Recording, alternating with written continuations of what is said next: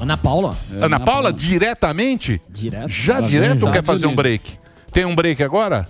Tem um break, só o break pra rede, a gente volta com a Ana Paula? Pode ser ou não? Bora. Ou vamos, não, já vamos entrar direto, com a Ana Paula. vamos direto. Vamos Dia das direto. Mulheres. Por favor, aí está ela. Ana Paula Henkel, primeiro em nome do programa Pânico, parabéns pelo Dia das Mulheres, muito obrigado pela sua presença aqui. Obrigada a vocês, querido. Muito bom estar aqui com vocês nessa manhã de Dia das Mulheres. Não concordo muito com essa data, não, porque o nosso dia é todo dia. Isso, é isso Perdoem, aí. mas nosso dia é todo dia. Aqui em casa, pelo menos, quem manda sou eu. Nosso dia aqui é todo dia.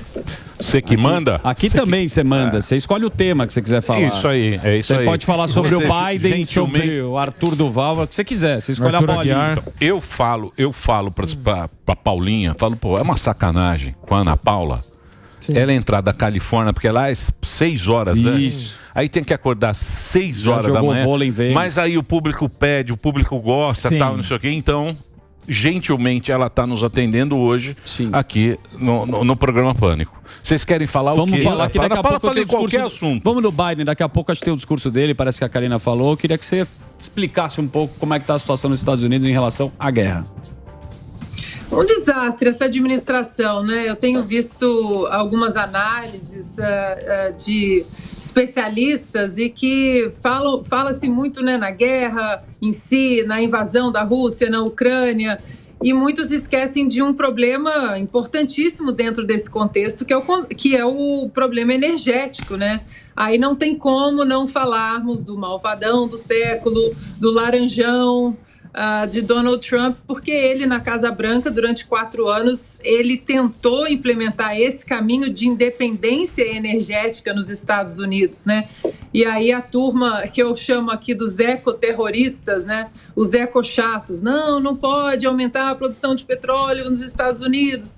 E mesmo assim, Donald Trump peitou essa turma, disse nós não só vamos aumentar a produção, como nós vamos fazer oleodutos importantes dentro desse contexto, que é o Keystone Pipeline, que liga o Canadá aos Estados Unidos, e estávamos nesse caminho aqui, dessa independência energética. E, enquanto isso, ele se reunia lá com o pessoal da OTAN, tem até um vídeo na internet que está rodando aí de uma maneira espetacular, eu até diria, ele com o secretário-geral da OTAN, o ex-premier da Noruega, dizendo o seguinte, olha, vocês querem que eu coloque mais dinheiro na segurança da Alemanha, na segurança de vocês, na segurança da França.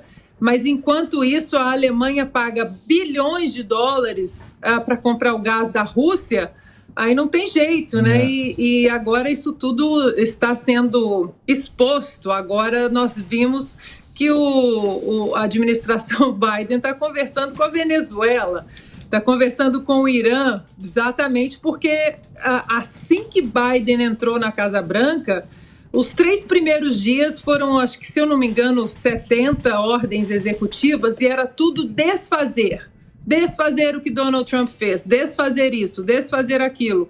E numa dessa, agora, os Estados Unidos continuam de joelho, dependendo do petróleo de outros países. Ô, Ana, o Trump ele ia fazer esse oleoduto que você estava falando. Essa independência de energia é conversada também lá na Europa, porque eles também são muito dependentes da Rússia. Então, era o que o Donald Trump ele estava tentando colocar, né, na mesa, mostrar para a Europa, olha, vocês não podem depender tanto assim do gás natural da Rússia. Nós tivemos dentro aí da administração, né, do presidente Bolsonaro, o Macron dizendo que a Amazônia, o pulmão do mundo, que nem é o pulmão do mundo, né? O pulmão do mundo são os oceanos.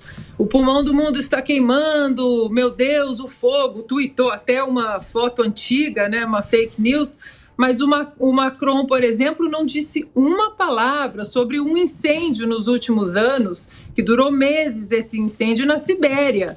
É um incêndio perigoso que queimou ali o permafrost, né, que é o solo congelado, liberando gás metano do solo. E por que o Macron não criticou? Porque ele depende também do gás natural da Rússia. Então, o Donald Trump vem a gente pode fazer todos os heads, né? Mal criado, e põe o dedo na cara, e não tem, né, aquela postura de político presidenciável, mas ele era um empreendedor, ele tocava a América como um grande empreendimento no sentido de lucro, né? O próprio discurso dele de America First, né? América primeiro, era um discurso de proteção também dos próprios contratos, né? A NAFTA, o IMCA ali também, os contratos aqui na América do Norte, os contratos com a própria União Europeia, com a China também. Ele vinha discutindo o contrato comercial com a China.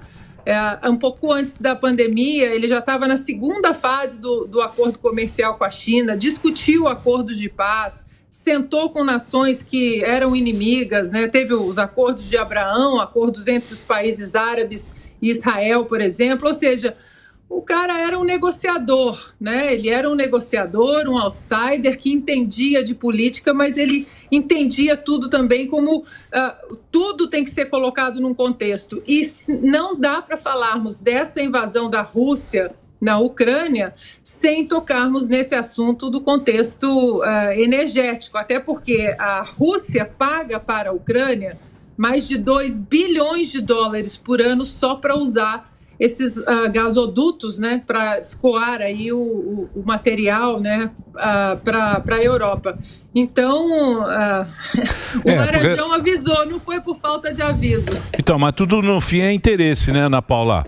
Porque se você vê os verdes, né, a Europa se preocupa muito com esses partidos verdes, são os que mais cresceram com essa conversa, os climáticos, tal, a energia verde, a economia verde, verde na Europa é o top. Aí o que aconteceu? Os caras pararam de fazer usina nuclear. Não tem mais usina nuclear, desmontaram todas as usinas nucleares, parou de funcionar. Aí pegou o quê? Pegou o petróleo porque a Rússia, é um posto, domina, um posto de gasolina, é um graal, é um graal de gasolina. Fornece para todo mundo. E vendeu barato, mais barato, o alemão falou, vou comprar aqui. Aí deu no que deu.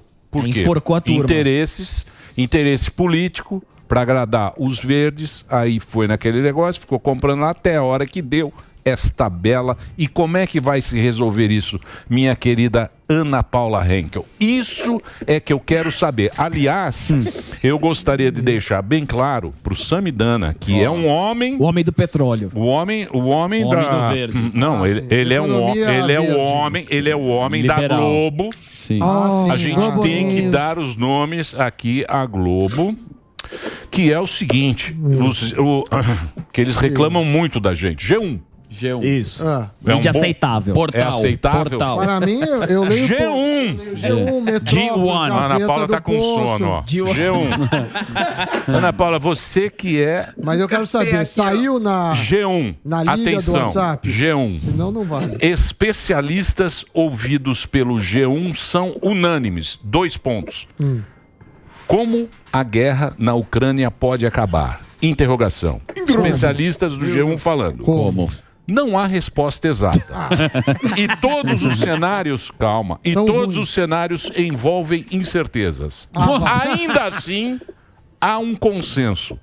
Tudo passa pelas negociações entre Ucrânia e Rússia. Mas é bom que ouviram especialistas. Maravilhoso. Né? Mas cadê a resposta? Eu quero, G1, muito eu quero tarimbado. a sua opinião, minha querida Ana Paula Henkel. Olha, Emílio, ontem a nossa queridíssima Renata Barreto me mandou essa notícia e eu respondi para ela o seguinte: Renata, é como se alguém perguntasse para mim, Ana, o que vai dar do jogo de vôlei Brasil e Estados Unidos? E eu responder, olha, vai ser um jogo bom, mas ganha aquele que vencer 3 sets. Mas que loucura, né? Que loucura. Muito bem. Posso fazer uma pergunta? Deixa eu fazer uma pergunta. Não. É a respeito de esporte. Ainda. Porque o que acontece? Eles também baniram a Rússia. Sim, eles baniram a Rússia de Fórmula 1. Todas as competições. E aí eu tava vendo, e também é uma coisa que, que deixa a gente meio chateado, porque eles estavam com o time paralímpico russo, que também foi excluído da competição. Da competição, foi excluído. E os atletas estavam muito chateados, porque ele falou, tudo bem, a gente está em guerra, mas o esporte pra gente é que nem a gente parar de respirar, porque é um modo de vida que a gente tem. E eu fiquei muito comovido com os russos, lá, a comitiva dos russos, falando sobre isso. O que você acha de ser tão extrema assim essas sanções, Ana Paula? Eu acho injusto, Emílio, essas sanções a atletas, essas sanções até ao povo russo, né, que está aí bravamente nas ruas pedindo que não haja guerra. Eu vi alguns vídeos até de algumas pessoas se manifestando contra a guerra ali no Kremlin e os policiais pegando celulares e checando o que eles estão postando.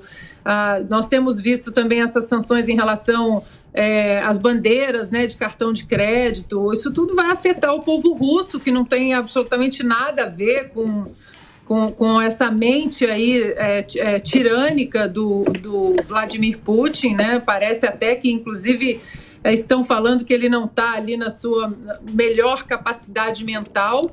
Não sei, né? O problema disso tudo também, Emílio, é que nós estamos vivendo uma guerra dentro de uma guerra, né? Uma guerra de narrativas. A Ucrânia planta algumas coisas, a Rússia também. É muito difícil, até para os jornalistas aqui nos Estados Unidos, checarem as imagens, as notícias, né? A Ucrânia agora diz que já conseguiu matar quase 4.500 soldados russos. A Rússia nega. Teve aquela invasão, né, aquele incêndio numa das usinas nucleares na Ucrânia. Os russos dizem que a usina já estava com eles, que eles tomaram a usina dia 28 de fevereiro e que o incêndio foi iniciado no prédio administrativo por rebeldes ucranianos. Os ucranianos dizem que os russos que atacaram. Ou seja, estamos vivendo uma guerra dentro de uma guerra, né? Fato é que as imagens dos civis, das pessoas na Ucrânia, isso tudo choca muito, né? Infelizmente, aquelas imagens de guerra, elas começam a chegar de uma maneira horrorosa, né? Animais de estimação, crianças. Agora eu estava vendo hoje de manhã um trem especial com 200 crianças órfãos. Se perderam dos pais, né? Estavam indo para a Polônia. Ou seja, eu não sei o que esperar da guerra. Os especialistas, grandes historiadores aqui nos Estados Unidos, se eles não sabem, quem somos nós na fila do pão para tentar adivinhar alguma coisa? Agora, fato é que a administração Joe Biden mostrou uma fraqueza, né? Como líder do mundo, os Estados Unidos como nação, líder, polícia do mundo, mostrou uma fraqueza. Nós tivemos isso na era Jimmy Carter também, na administração Jimmy Carter mostrou fraqueza. Tivemos a invasão dos soviéticos no Afeganistão, aquela crise dos reféns, né, na Baixada de Teherã. Tem até um filme muito bom sobre isso, Argo. E agora acontece a mesma coisa com uma administração inepta que mostra fraqueza. Eu acho, Emílio, acredito que o que mostrou até para Vladimir Putin, porque isso não é um plano da noite para o dia, ele vem planejando isso há muitos anos. Tem uma especialista em inteligência russa e americana, o nome dela é Rebecca Koffler, e ela está sempre na TV agora explicando que Vladimir Putin tem esse plano já há muitos anos, praticamente quase 2 décadas, e estava esperando o momento ideal, o momento propício para colocar em ação. E ele veio exatamente quando o Joe Biden retirou as tropas do Afeganistão naquela retirada caótica, né? Aquelas imagens dos afegãos pendurando no avião, caindo lá de cima. E aquilo foi o primeiro sinal de que essa administração não teria um pulso firme para mostrar ao mundo que não ia aturar esse tipo de regime, de ação tirânica como do Talibã, dos afegãos radicais ali, por exemplo, foi o sinal verde, né? Exatamente. Eu vou fazer um break rapidinho, só para a rede, né? A gente continua o papo aqui com a Ana Paula Henkel conversando com a gente. Estamos falando sobre a Ucrânia, estamos falando sobre os Estados Unidos. Guerra. Você tem pergunta, Boninho? Então, pois não. Boa. Vai lá, Reginaldo, por favor. Então, a gente está falando sobre essa dependência aí da Rússia, a gente sabe que o Brasil também tem essa dependência, né? E tem uma matéria da CNN que diz que a Universidade Federal de Minas Gerais diz que a gente tem potássio para o agro aqui no Brasil até 2100. E essa reserva só tem 11% das jazidas estão em terras indígenas. Por que a gente não explorou isso ainda? Por causa do Leonardo DiCaprio? O que você acha? Qual a sua opinião? E do Leonardo DiCaprio e da Greta, Isso. né? Cadê a Greta? A Greta sumiu nesse contexto todo.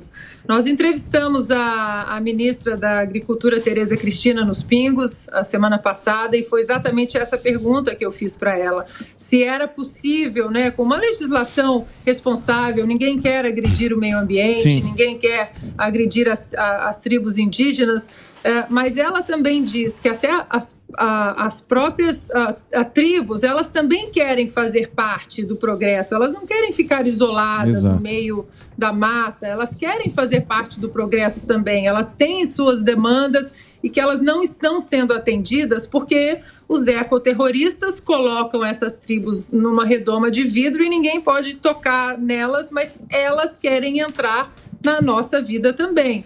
E a ministra disse que nós temos um potencial imenso, reservas naturais imensas para termos essa independência. Essa dependência de fertilizantes da Rússia, aqui nos Estados Unidos também já está sendo noticiado que os alimentos, o preço dos alimentos vai subir exatamente pelo mesmo motivo, eles também dependem dos fertilizantes da Rússia, e a ministra disse que é possível nós termos essa independência passando legislações responsáveis, mas que para isso precisa ter esse enfrentamento aí contra em relação aos ecochatos, né? Que tudo, Sim. você tem que colocar praticamente tudo numa redoma de vidro e não pode explorar as nossas reservas, os nossos minerais de forma responsável. Ela disse que isso é perfeitamente possível fazer. De forma responsável, dá para a gente adquirir essa independência em relação aos fertilizantes. Mas você vê, né, Ana Paula, é uma paparia, né? Porque tem muito marketing esse negócio lá que o mundo vai ser verde, carro elétrico, carro elétrico, não sei o quê. Quando você vê o negócio como a guerra, como a vida é na realidade, você vê a dependência que a gente tem de petróleo, que a Europa tem de petróleo, e agora é o preço do petróleo, quando até o momento, não, a gente não vai mais depender de petróleo. Tem muita conversa, né? Tem muito marketing, tem muita narrativa. Muita Mas, narrativa. Quando acontece a coisa, você fala, meu Deus, olha isso. Aí perde a Mas oportunidade. esses ambientalistas, eles querem discutir uma energia limpa, uma energia renovável, mas eles não discutem, por exemplo, a energia nuclear, né? Quando se fala-se em energia nuclear, já vem Chernobyl na cabeça. Eu recomendo muitíssimo um livro que tem em português, do Michael Schellenberger, ele mora aqui na Califórnia, que chama Apocalipse Never. E ele faz uma defesa da energia nuclear de uma maneira responsável. E ali ele coloca todos os dados, Emílio. Por exemplo, não, vamos fazer as fazendas de painéis solares. Mais de 1 milhão de pássaros, eles morrem com os painéis solares e com a energia eólica. Né? Então, assim, você não tem como fechar os olhos. A própria manutenção, né, daqueles grandes ventiladores da energia eólica, quando um quebra, é tão caro, aqui na Califórnia, por exemplo, é tão caro você continuar, você mantendo aquilo, que eles aposentam aquela torre e colocam mais uma. Ou seja, grandes, vastas regiões aqui, elas estão sendo tomadas de uma maneira até irresponsável por essa energia limpa, mas eles estão tirando o terreno da agricultura, eles estão desviando rios também para que isso seja feito. Então, assim, é uma energia limpa até onde? Né? Até onde é uma energia limpa? As próprias baterias dos equipamentos de energia solar, muitas baterias não são recicláveis, né? Então, é preciso que a gente comece a discutir a energia nuclear de uma maneira adulta, não é sair gritando Chernobyl, meu Deus do céu. Eu recomendo muitíssimo o Michael Schellenberger, ele tem vários vídeos no YouTube também, e ele mostra como o caminho pode ser a energia nuclear, mas que para isso a gente precisa ter maturidade para discutir.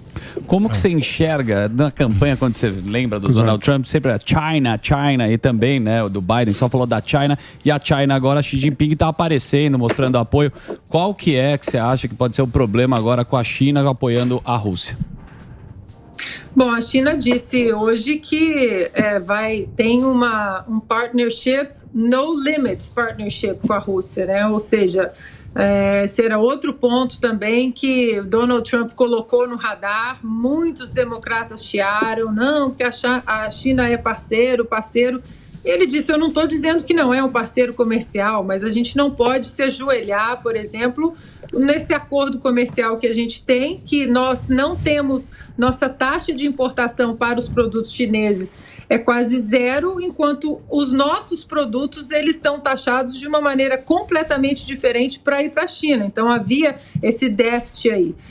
Outro ponto que Donald Trump sempre trouxe e alertou de uma maneira importante também é como os chineses estavam infiltrando aqui dentro da sociedade americana, nas grandes instituições. UCLA, por exemplo, aqui uma pesquisadora, né, chinesa foi presa destruindo computadores do laboratório de bioquímica da UCLA. Uma outra pesquisadora foi presa também lá em Stanford porque mentiu para as autoridades federais quando ela entrou nos Estados Unidos com visto de pesquisadora, mas depois as autoridades descobriram que ela tinha laços profundos com o Partido Comunista Chinês. Já descobriram espiões chineses dentro da NYPD, né, que é a polícia de Nova York. E Donald Trump colocou o dedo nessa ferida. Olha, existem espiões aqui dentro, nós precisamos tomar cuidado, porque um dos pontos que Donald Trump não tinha conseguido acertar com a China na fase 2 do contrato comercial com a China, a fase 1 ele conseguiu assinar, a fase 2 que já estava para ser assinado foi 2 semanas, 3 antes da pandemia atingir o mundo, ela falava exatamente do roubo de propriedade intelectual, o que os chineses aqui nos Estados Unidos faziam, se infiltrando nessas instituições, corporações e exportando a propriedade intelectual para a China. E aí nós sabemos que com a mão de obra escrava que existe na China, fica muito fácil você fazer o produto muito barato e exportar por um preço que para eles não é nada, né? E o mundo aí fica dependendo dos produtos da China. Até dentro da própria pandemia, o Donald Trump, ele mostrou como os Estados Unidos, eles eram dependentes dos produtos médico-hospitalares da China, por exemplo. Então, isso tudo estava sendo desvendado, né, pelo malvadão do século, mas porque ele não era politicamente correto, não tinha esse discurso politicamente correto, os democratas chiaram bastante, xenófobo, racista, aquilo tudo, aquela lista toda, mas agora o preço chegou, né? Muito bem. Mas você acha... até o cartão de crédito lá, o chinês Union Pay, lá, né? Tá saindo Visa, Mastercard, você também pode falar substituir, né?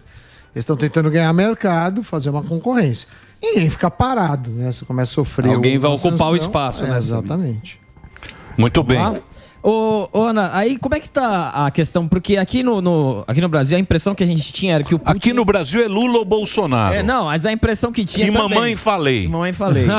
Mamãe falei... Pô, ela se emocionou, Ana Você quer ir pro Brasil? Você se emocionou, né? Com a mamãe falei. Você tem treta com ele? Ele briga. Com quem que ele brigou? Ele briga com todo mundo. Ele brigou com ele aqui, briga com todo também. mundo. Uma briga. Então eu já vou adaptar aqui, já que você puxou a pauta. O que você acha da cassação dele, Ana? Porque essa cassação não pode abrir um precedente perigoso mais pra frente por conta de uma subjetividade que alguém falou. Tudo bem, não tô aqui defendendo o que ele disse. Tá defendendo sim. Agora mudou de time. Tá passando um paninho. Não tô passando, mas você acha que a cassação do mandato... Não estou à venda. Você acha que a cassação do mandato ela é necessária ou ela pode abrir um precedente perigoso mais para frente? Olha, eu acho que eu já vi um vídeo que ele defendeu a cassação do mandato do deputado Daniel Silveira, né? e uma cassação que deveria ter caído na comissão de ética da Câmara e não diretamente ali uma prisão de ofício por parte do Supremo Tribunal Federal. Eu sou a favor da lei. O que diz a lei? A lei serve para opositores, a lei serve para quem eu gosto, para quem eu não gosto. Então, é preciso... O que diz a lei? O que diz a Alesp? Eu não sei qual é a lei. Eu não sei se isso cairia dentro das diretrizes ali de quebra de decoro. Eu não sei. Então, tem que cair ali na comissão de ética da Alesp e a comissão analisar. Eu sou pela lei, tem que seguir a lei. Não adianta sair também guilhotinando todo mundo, como muitos fazem, porque a guilhotina, os jacobinos fizeram isso, né? Saíram guilhotinando todo mundo e a guilhotina acabou exatamente no pescoço deles. Então, é preciso respeitar a lei. O que eu acho, independentemente do que a Comissão de Ética e a Alesp vai fazer, e espero que eles sigam o que está escrito na lei, eu acho que a guilhotina, nesse caso, tem que ser pelas urnas. Nunca mais votar. Nunca mais votar. E o poder do povo ali com o seu voto, com a sua decisão na mão de não eleger mais um político como esse, né? É hipócrita, olha, gente, eu não vou nem entrar profundamente nesse assunto, porque eu fiquei muito abalada na sexta-feira durante os pingos, porque eu não sabia da notícia. Eu fiquei sabendo ali na hora, enquanto o Vitor Brown estava lendo a notícia, e aí o áudio caiu ali como uma bomba. Eu estava acompanhando durante aquela semana, alguns abrigos subterrâneos de mulheres na Ucrânia, só de mulheres, mães que estavam levando seus filhos para lá, os seus pais, né, os seus idosos para lá, crianças que se perderam do pai e da mãe. Então, aquele áudio ali, assim, eu como mãe... caiu de uma maneira muito estranha para mim, que eu não consegui nem me recuperar, pedi para sair do ar, para tomar uma água, né, tomar um pouco de ar também, porque eu fiquei imaginando, a cena estava acontecendo ali do meu lado, numa televisão do meu lado, eu estava vendo o abrigo enquanto o Vitor Brown lia a notícia, e aquilo para mim foi forte, porque como mulher, como mãe, você... imaginar que alguém estivesse olhando para você daquela forma como ele descreveu nos áudios, né? A fila de refugiadas só tem deusa, elas são fáceis porque são pobres. Foi uma coisa assim horrível e eu espero que a lei seja cumprida e que o eleitor de São Paulo não vote mais nesse tipo de político. Porque o problema... Ana Paula, isso aí, tudo bem, a gente pode até entender o cara ser escroto, falar isso, às vezes você ouve essa conversa, todo mundo que é homem sabe, e mulher também fala besteira na mesa de bar, às vezes você toma um negócio, fala uma bobagem, fala entre amigos ali e tal, mas o grande problema é o cargo que o cara ocupa, porque ele é um representante do povo, e ele teve 500 mil votos, 500 mil votos é voto pra caramba, então são 500 mil pessoas que depositaram o voto nesse cara. Eu acho que ele deveria falar, renunciar. Vou renunciar, vou pedir meu chapéu, errei, beleza, e encerra e segue o ciclo. Depois, o negócio ali, porque senão vai ficar essa briga agora, aí teve a briga do outro. Não, agora vocês estão querendo tirar porque é o outro que tá. Isso aí é uma negócio, é indefensável. Eu acho que não tem defesa pro cargo que ele ocupa, entendeu? O timing também, a situação, o cara tá na guerra. Eu acho que o contexto, né? O contexto de guerra, você não tem...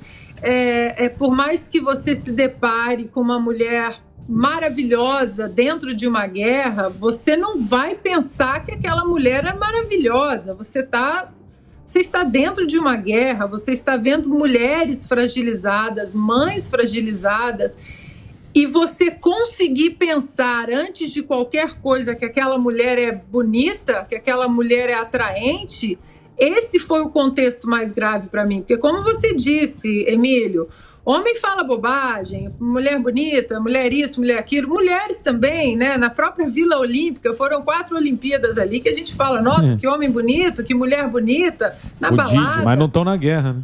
Mas na guerra, o primeiro pensamento que vem é a aparência física da mulher e não o contexto de total fragilidade daquela mulher.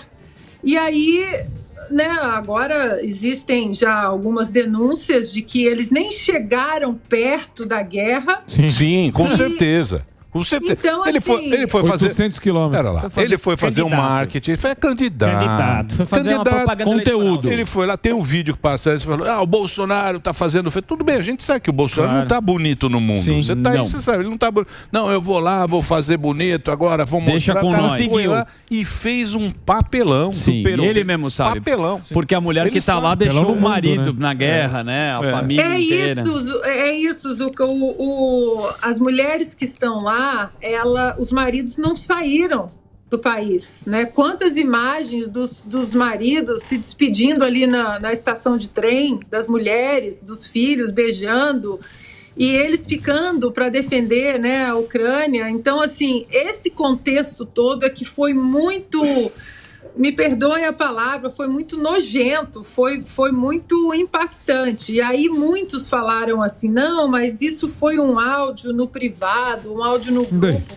Mas aí você entra no Twitter do líder desse MBL, do Renan Santos, que o Tour de Blonde, né, que ele fala aí do Tour de Blonde, e ele está no Twitter oficialmente chamando a deputada Janaína Pascoal de porca. Você é uma mulher porca, você é um ser desprezível. Eu até li ontem nos Pingos. Então, assim, tá na genética da turma ali, né? Você não respeitar a mulher, porque você não respeita num áudio privado e você não respeita também numa das suas plataformas oficiais. Você chamar uma deputada estadual de São Paulo de você é uma mulher porca porque ela cobrou exatamente os documentos prestação de conta, oficiais, né? A Auditoria. prestação de conta, auditoria, e tá certo, ela tá certa em cobrar isso, né? Foram 180 mil reais de doações. Como esse dinheiro chegou na Ucrânia? Como ele foi gasto? Não é simplesmente eu vou para a Ucrânia, arrecado 200 mil reais e beleza. Ela estava certa em cobrar porque ele é um político, né? O Arthur Duval, ele é um político do estado de São Paulo. E aí a resposta é, você é uma mulher porca, você é um ser desprezível. Bom, desprezível aí a gente sabe quem é, né? Ana, quem deu a ideia? Quem será que deu a ideia pra ele? Falou, tive uma ideia. Vamos fazer uma pauta boa. Ô, mamãe, eu tive uma puta ideia. Vamos quebrar a internet. Que ideia que você teve? Não, vamos pro Tour de Blonde agora. Vamos pra Ucrânia. Vamos fazer o seguinte, nós vamos pra Ucrânia. Isso. Você vai pra Ucrânia, a gente vai lá fazer e vai ajudar ali, arrecadar. O cara vai lá e me faz esse papelão, bicho. Hein, Samidana? Que coisa, hein? Uma ideia muito jirico. Ideia de jirico.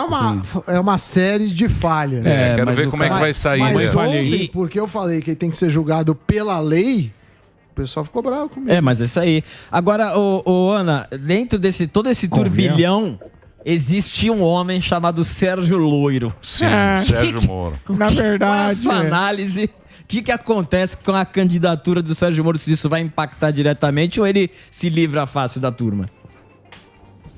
Uma candidatura que vai sair de 3% para 2%, né? Já é uma candidatura que nunca decolou, né? E agora, então, ontem o Sérgio Moro, ou a equipe oficial, né, o porta-voz, disse que, apesar dele ter rompido com o Arthur, né, o deputado, Mamãe Falei, ele vai continuar ligado ao MBL. Então, assim, que marqueteiro é esse, né?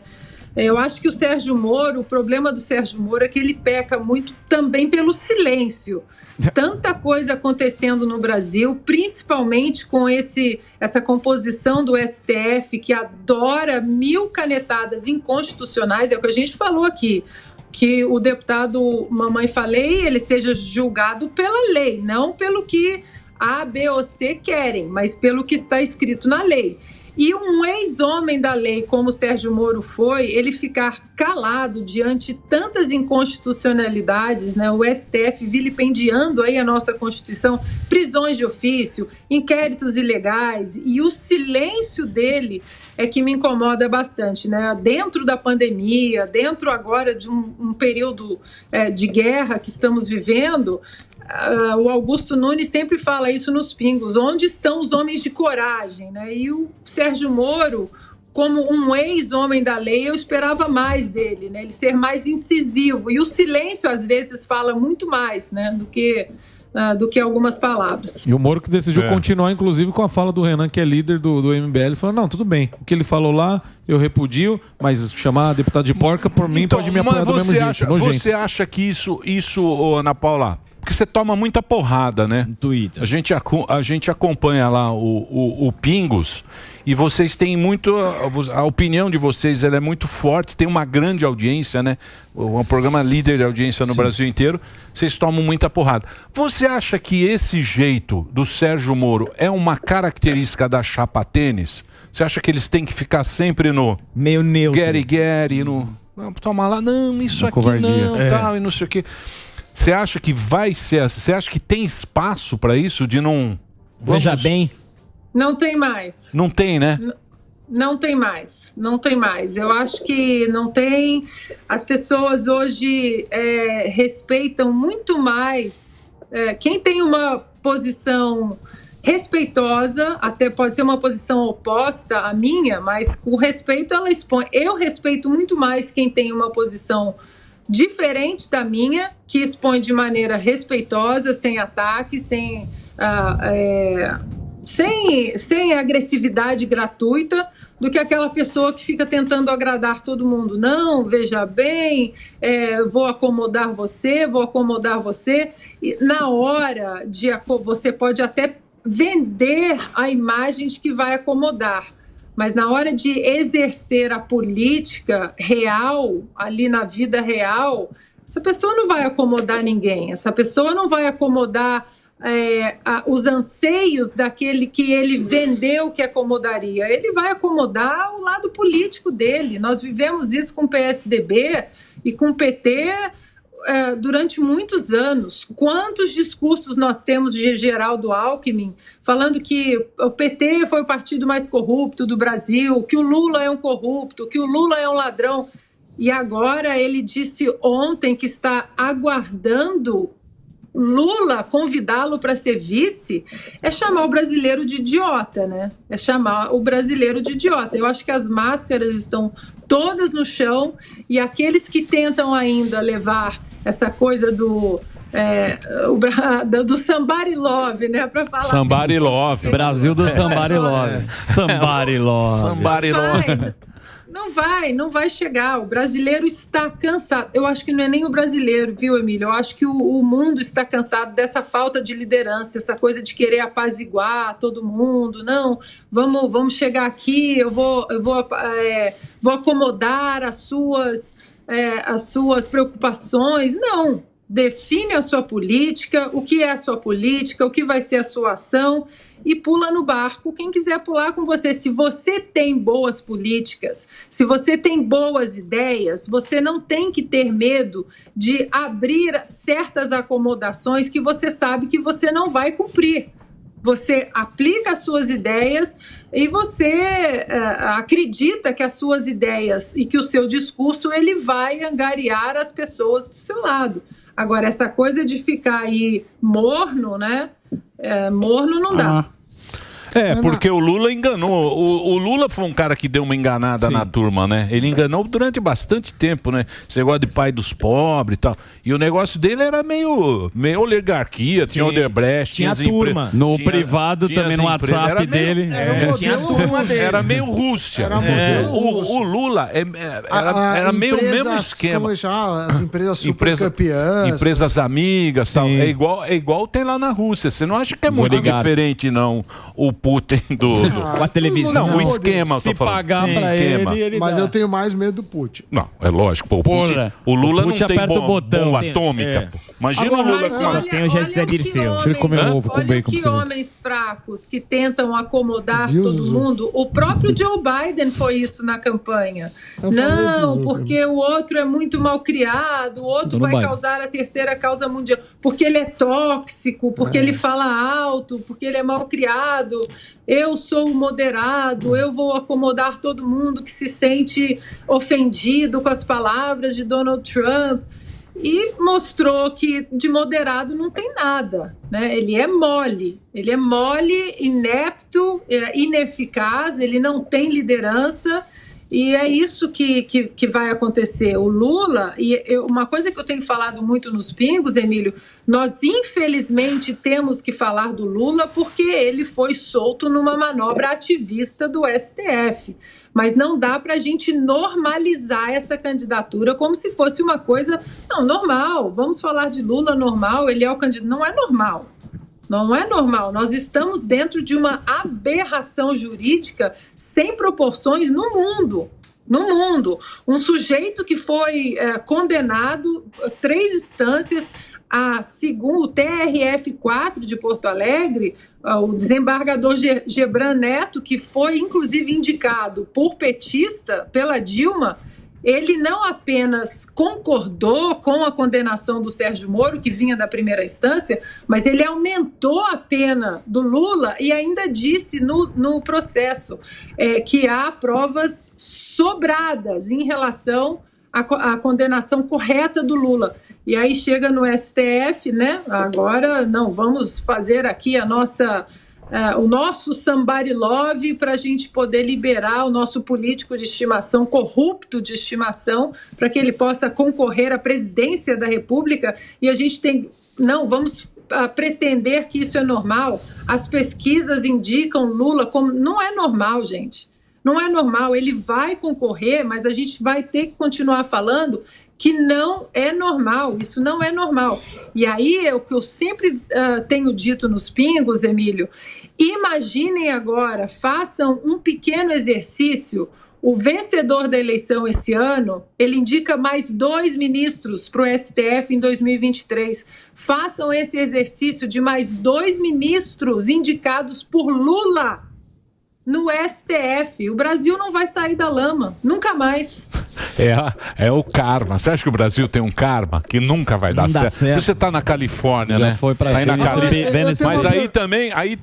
Mas aqui também não tá assim. Tô ligado. Eu tenho uma pergunta, Ana. Saminho. O Biden acabou de confirmar a informação que o Zuckerman trouxe, ele estava dando discurso, falando do petróleo, do embargo do petróleo russo. Aqui no Brasil a gente está num dilema que não se repassa preço. Aí nos Estados Unidos, os preços nesse ano estão subindo nos postos ou estão segurando também a gasolina aos moldes que estão fazendo no Brasil? Explodindo, Sami, explodindo os preços aqui. Eu estava lendo um artigo de maio de 2021 que o Donald Trump falava: sob a administração Joe Biden, o preço da gasolina vai chegar a $7 o galão. E essa semana bateu $7 aqui na Califórnia. Outros estados ainda não, mas aqui na Califórnia já bateu $7, Los Angeles. A diferença que eu vejo, eu acho que o Sami vai concordar comigo, é que aqui não existe uma Petro USA. Ainda bem. Ainda bem, né, Sami? Então, a concorrência aqui, ela ainda existe concorrência, uma concorrência muito grande entre várias marcas para atrair atrair o consumidor para que você abasteça naquele posto A, B ou C.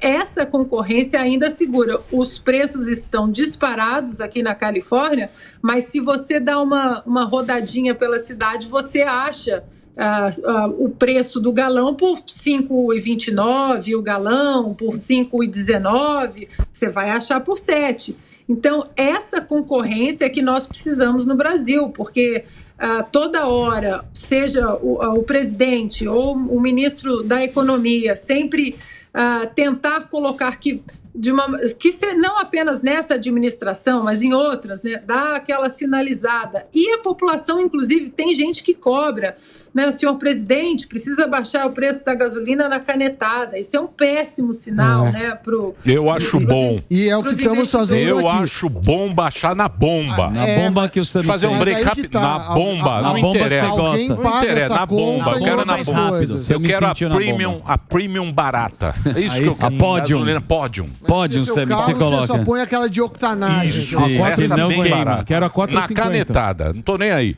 O break Não, rapidinho. Emílio. Peraí, calma. Ele tá brincando. É um break rapidinho. A gente volta na sequência para dizer adeus e para fazer homenagem, certo? Vamos pro break. Então vamos pro break, Reginaldo. Boa. Não é, aqui nunca baixa. Não, é. Aqui não é que nem Estados Unidos. Aqui o dólar cai, o cara tira o IPI e tira o ICMS e você vai na bomba, só aumenta. Por quê? Por que aumenta? Não é verdade, aqui diminuiu. Não diminuiu nada. Na bomba não aumenta. Na bomba, o Sammy sentiu na bomba, você não conhece. Então tá tudo errado, a na bomba não abaixa. Petróleo. Na bomba não abaixa. Baixa Então, 1 centavo, pô. Baixa 1 centavo. Tá sempre 5,99,9. Devia subir 6 e 1. 6 e 1. 5,99,9 para 6 e 1. Ah, baixou na bomba. Não baixou. Tá 7. Tem que, não interessa. Tá caríssimo. Tá muito caro. Só uma outra. Tem que privatizar. Hashtag Exatamente. privatiza tudo. Liga pro Paulo Guedes. Deixa eu fazer uma questão. Aqui, a gente viu no Rio de Janeiro, aqui em São Paulo, a liberação das máscaras. Não sei qual que é a sua opinião e como que está nos Estados Unidos, que você tem a informação. A pandemia acabou. Não, mas lá já faz tempo. É do carnaval ou é de agora? Acabou. Não, é de agora. Nos Estados Unidos já pode usar máscara. A gente tá nessa discussão. Tava com uma notícia que a gente não tinha informação correta. Eu sei que você vai conseguir abordar. Que o uso de máscara em lugares fechados. Como é que tá funcionando? Aqui nos Estados Unidos temos o federalismo americano. Cada estado decide se vai ter máscara, se vai ter comprovante de vacina. Aqui na Califórnia, levantou a restrição agora de máscara há 2 semanas, mas foi muito interessante que no Super Bowl, né, que foi dia 13 de fevereiro, a festa máxima do futebol americano, que foi aqui em Los Angeles, aqui no estádio até perto da minha casa, estádio lotado, cheio de celebridade, LeBron James, o governador Gavin Newsom, artistas, todos sem máscaras, todos sem máscaras, fotos para lá, fotos para cá. Na segunda-feira, todas as crianças estavam de máscaras na escola novamente. Só na próxima semana, na outra semana que a restrição foi levantada, mas agora parece que as pessoas estão decidindo, o estabelecimento decide se quer ou não. Aqui perto de mim, que é um condado mais republicano, não tem ninguém de máscara, mas se você for até Los Angeles, tá todo mundo de máscara. Eu acho que as pessoas, mesmo levantando as restrições, o pânico foi implementado de uma maneira tão eficiente, e aí você vê que os governantes, os projetos de tiranetes, eles entenderam que você instalando o pânico, existe o controle social. E isso vai continuar sendo alimentado. Eu acho que depois dessa pandemia acabar de vez, né? Parece até que o governo brasileiro quer fazer esse downgrade de pandemia para endemia. Eu acho que eles entenderam, os governantes entenderam que o pânico promove o controle social e que se não for a pandemia, vai ser o ambiente, vai ser o gás carbônico, vai ser alguma coisa. Eles viram que no manual de instrução é preciso continuar com o pânico, né? Ficou na cabeça das pessoas, o psicológico das pessoas. Hoje você vê que está muito afetado. Eu não posso tirar a máscara. E o próprio CDC já disse que as máscaras não adiantam para muita coisa, não. Você sabe que tem amigo meu que há 2 não sai de casa. 2 anos sem sair de casa. Só não, vamos sair. Não. Máscara. Mas não é casado. Não. Né? Do que? O cara que tá lá. Não sei. Você vai com brincadeirinha. Você faz graça. Você fica de chacota aqui. Mas olha, Paulo, mas isso interessa a quem? Tacar esse terror. Quem que controla isso? O Jorge Soros. Também, pô. Também.